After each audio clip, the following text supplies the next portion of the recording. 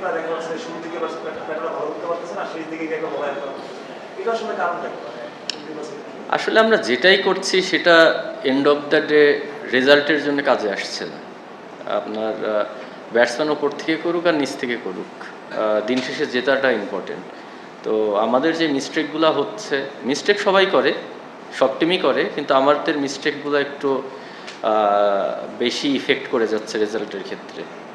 বা আপনাদের ওনার কিছু কমপ্লেন দিয়েছিলেন, তার আগে থেকেই টিমে একটু আপস এন্ড ডাউন ছিল, মানে সব মিলিয়ে কি এসব যেসব ঘটনা ঘটেছে এসবের এফেক্ট কি টিমে পড়ছে এবং এই কারণে কি টিমের রেজাল্ট একটু এফেক্ট হচ্ছে?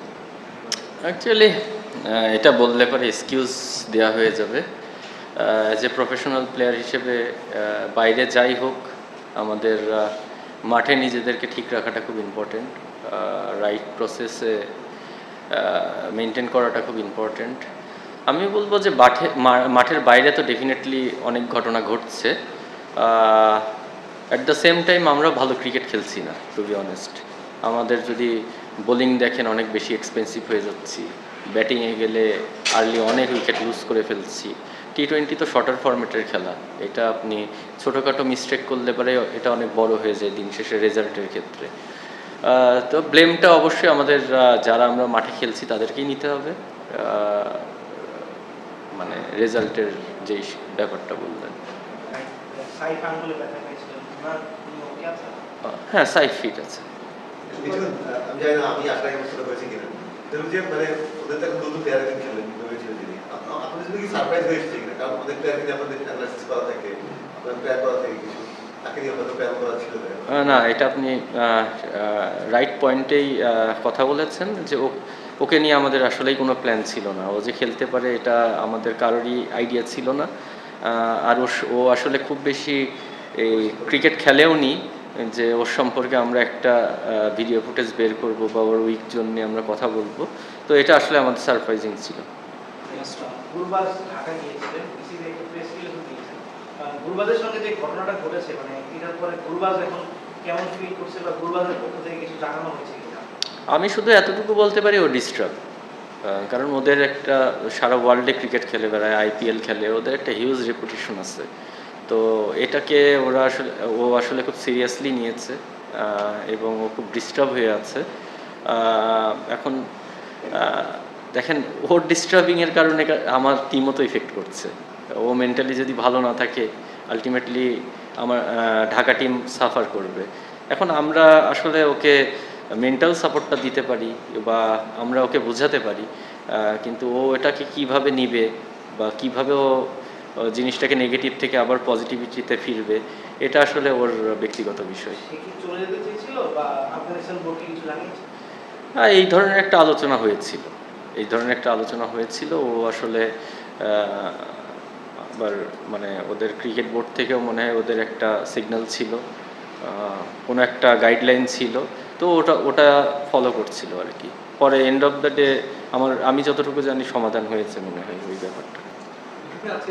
আমরা দেখলাম তাকে বিশ্রাম দেওয়া হয়েছে নাকি না, এটা ফিজিও কনসার্ন। ও এখন খেলার মতন অবস্থায় নাই, ওর একটু ব্রেক দরকার। ও জাস্ট ওর স্ক্যান করানোর জন্য ও ঢাকায় চলে গেছে, ও অ্যাভেলেবেল ছিল না বলেই খেলেনি।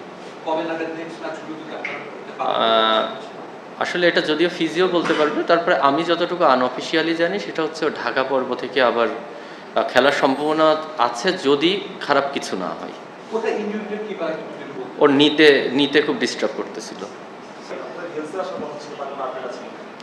এই ব্যাপারে আমি আসলে কিছু জানি না, হেলথের বিষয়টা আমার মনে হয় না যে ওর আসার কোনো সম্ভাবনা আছে।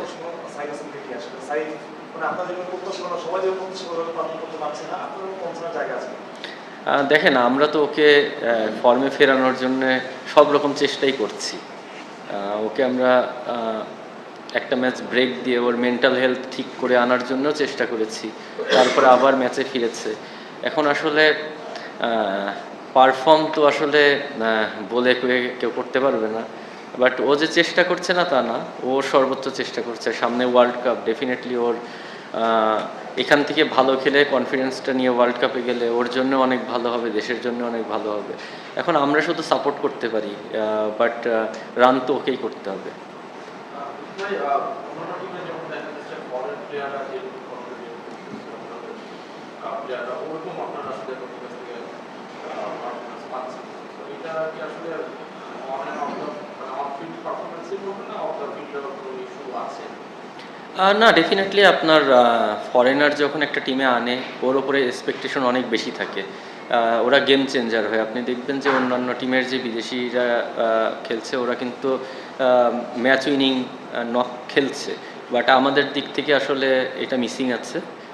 আপনি যদি কোয়ালিটির কথা বলেন, ডেফিনেটলি ওরা অনেক ভালো কোয়ালিটির প্লেয়ার, ওরা পুরো ওয়ার্ল্ডেই ক্রিকেট খেলে বেড়ায়, কিন্তু এখানে আসলে ক্লিক করছে না। আসলে এটা তো কারোরই কিছু করার নেই। বিশু ভাই, সব ধরনের খেলার খবর পেতে সাবস্ক্রাইব করুন। সঙ্গে থাকুন খেলার পাতার।